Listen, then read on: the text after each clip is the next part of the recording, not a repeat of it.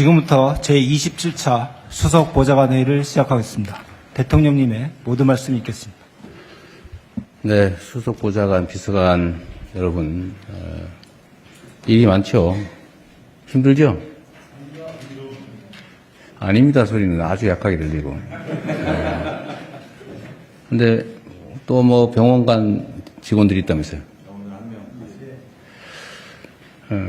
아마도 청와대 업무가 워낙 경무라서 근무 시간도 새벽부터 밤늦게까지 또 뭐 주말도 없이 너무 오랫동안 강행군을 했는데, 물론 뭐 일을 어떻게 놓거나 뭐 떠밀릴 수도 없는 상황이라 이해는 하는데, 좀 비서실장께서 좀 대책을 강구를 좀 하십시오. 이게 이제 뭐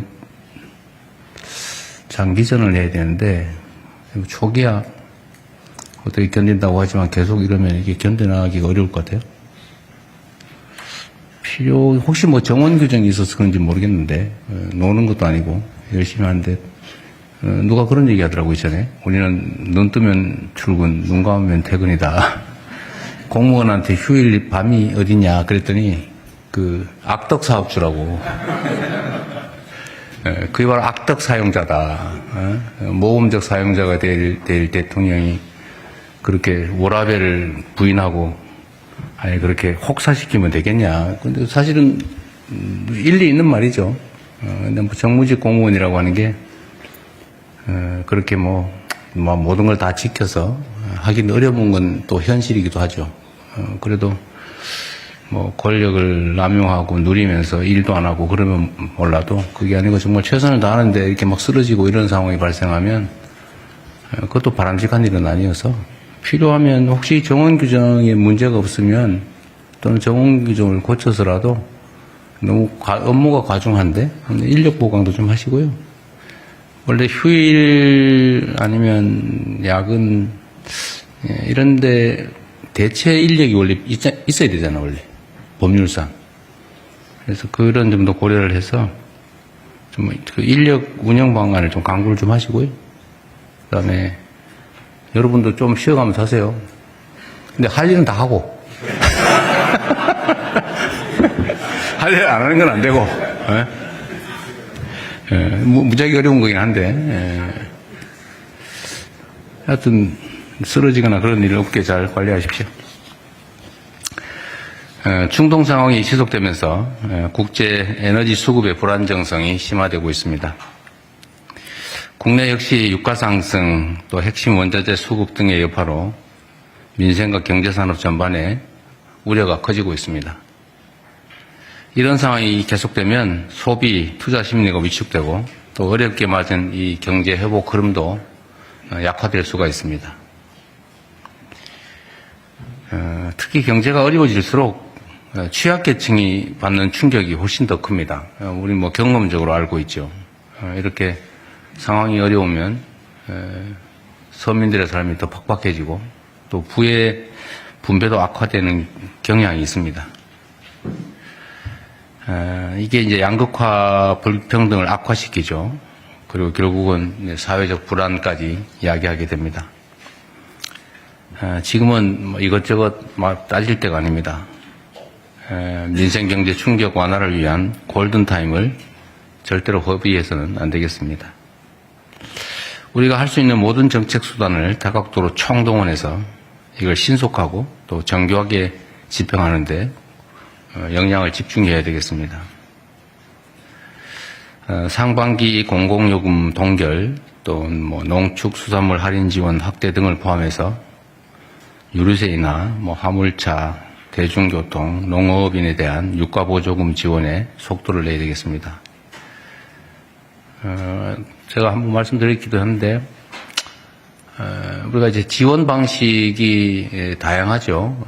예를 들면 직접 지원, 간접 지원, 뭐 조세 지출하는 방법도 있고, 재정 지출하는 방법도 있고, 다양한데, 이게 일률적으로 하게 되면, 양극화 심화를 막기가 어렵죠.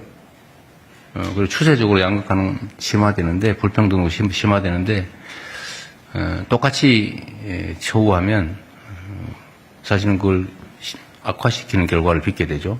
그래서 약화될 수 있도록 해야 되고, 그러려면 직접 지원 방향으로 바꾸고 또 차등 지원을 통해서 어려운 쪽에 더 많은 지원이 될 수 있도록 하는 게 필요하지 않을까 싶습니다. 이런 인식들이 있는데, 우리가 조세 연간 감면액이 한 70조 된다 그랬던가요?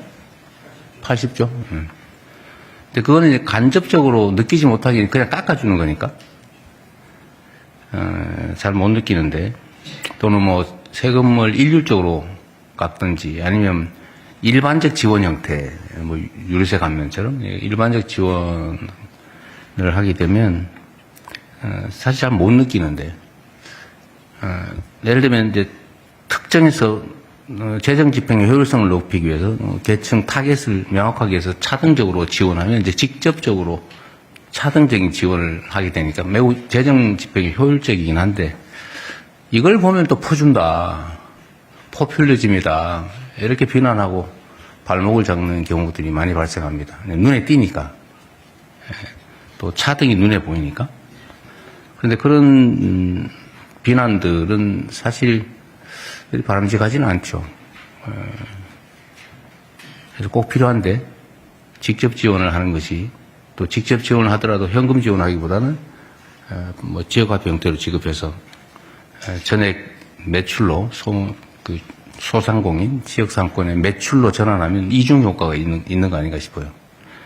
그런 점들을 감안해서 정책 판단을 해주시기 바랍니다.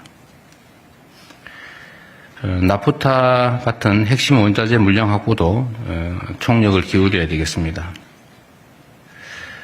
마침 식용유, 라면 생산업체들이 내달 출고분부터 일부 제품 가격을 최대 2자릿수까지 인하한다고 보고를 받았습니다. 국민의 물가 부담 완화와 민생 안정에 큰 도움이 될 것입니다. 아마도 이런 변화의 시기에 상품 가격을 내리는 경우는 아마 거의 처음 아닌가 싶은 생각이 드네요. 위기 극복에 동참해준 기업들에게 감사 인사를 드립니다. 사실 뭐 기업들도 그렇게 녹록하지는 않을 겁니다. 이게 국제 경쟁이라고 하는데 노출돼 있어서 무한 경쟁을 해야 되는 상태라 좀 할 수 있는 범위 내에서 최대한 이익을 확보해야 된다는 점을 이해하긴 하지만, 전 세계적으로 대한민국 물가가 가장 비싼 축에 속한다고 하고, 또 서민들의 삶이 팍팍하기 때문에 어려운 시기에 우리 공동체 일원으로서 조금의 양보를 한다, 또 어려움을 함께 나눈다, 이렇게 생각해 주시기를 부탁드립니다. 그리고 이게 지금 특정 상품 몇 개가 문제가 아니고 전체적으로 산업 전반이 독과점화돼 가면서 국제 경쟁 때문에 어쩔 수 없는 측면이 있죠. 독과점화되고 규모가 커지면서 사실 독점적 지위, 과점적 지위를 남용하는 상황이 많이 발생하고 있어요. 이런 영역들을 잘 찾아내서 부당하게 이익을 취하는, 그래서 부당하게 물가를 과중하게 부담시키는 그런 품목들에 대한 조사, 추적, 그다음 시정 조치에 또 적극적으로 각 부처들이 나설 수 있게 해주시기 바랍니다. 위기일수록 민생 안정과 경제 회복이 뒷걸음질 치지 않게 재정의 신속한 투입도 꼭 필요합니다. 결국 추경 편성을 하지 않을 수가 없는데, 추경 편성도 최대한 신속하게 해주시기 바랍니다. 이게 뭐 추경 편성하기로 결정하고 나면 보통 뭐 한두 달씩, 빠르게 한다고 하는 게 한두 달씩 걸리는 게 기존의 관행인 것 같은데, 어렵더라도 밤새서, 정책시장님 아시겠죠? 밤새서, 그 주말이 어디 있어요 지금? 방금 전까지 좀 편하게 하라고 하시는데. 그건 그거고. 어쨌든 최대한 신속하게. 그렇게 하겠습니다. 어쨌든 우리가 국민들께 해드릴 수 있는 일들이 이런 거죠. 똑같은 역량을 가지고 일을 하되 어쨌든 시간을 최소한으로 줄이고, 또 중간에 새는 데 없게 치밀하게 또 안도 만들고, 어렵긴 하겠지만 그렇게 하는 게 실력이자 역량 아닐까 싶어요. 잠 좀 덜 주무시도록 하시고. 요새 눈이 좀 퀭해지시는 것 같긴 한데, 예. 그래도, 인생살이 팍팍해서 가족들 끌어안고 죽어버릴까, 그런 생각하는 사람들에 비하면 행복하지 않습니까? 현재 당면한 민생 경제 위기를 극복하는 것을 넘어서서 이걸 국가 대전환의 새로운 기회로 삼는 지혜가 필요합니다. 보통 위기에 대해서 전에 한번 말씀드렸는데 위기를 이겨내지 못하는 건 바보고 모자란 것이고 위기를 극복하는 것은 당연한 거고 진짜 실력은 위기를 기회로 만드는 것이다. 실제로 그런 면이 있죠. 위기는 일단 공동체를 결집시킵니다. 그리고 부당한 이익을 취하고 있던 기득권 입장에서는 양보할 수밖에 없는 상황이 만들어지죠. 잠재됐던 문제들을 드러내서 우리 사회 전반의 체질을 개선할 수 있는 결단의 기회를 제공하기도 합니다. 특히 이번 중동발 위기를 통해서 우리 사회 곳곳에 쌓여 있는 불공정하고 또 불합리한 각종의 탈법, 편법을 바로잡을 필요성이 다시 한번 확인되고 있습니다. 이런 위기 상황을 이용해서 자신만 살겠다. 나 이번 기회에 좀 돈 많이 모아봐야 되겠다. 뭐 이런 분들이 있을 수 있는데 그건 잘못됐죠. 쇳불도 당기면 된다고 비정상의 정상화에 대한 국민적 열망이 높은 지금이야말로 대전환에 속도를 내고 실제 성과를 낼 수 있는 기회입니다. 에너지 수급 통로의 다변화, 불합리한 유류시장 개혁, 자본시장 투명성 강화를 비롯해서 재생에너지 중심으로 신속하게 전환할 수 있도록 박차를 가해야 되겠습니다. 석유화학 구조 개편 등 핵심 산업개혁도 흔들림 없이 이어가야 되겠습니다. 국회가 오늘 대미투자특별법을 합의 처리한다고 합니다. 이번 위기가 경제산업의 대전환을 이끄는 기회가 되도록 여야가 다시 한번 힘을 모아주시기를 부탁드립니다. 그리고 우리 국민의힘을 포함한 야당에도 감사 말씀을 다시 한번 드립니다. 입장은 이해하죠. 여러 가지 어려움들이 있을 텐데도 이런 대외적 관계에서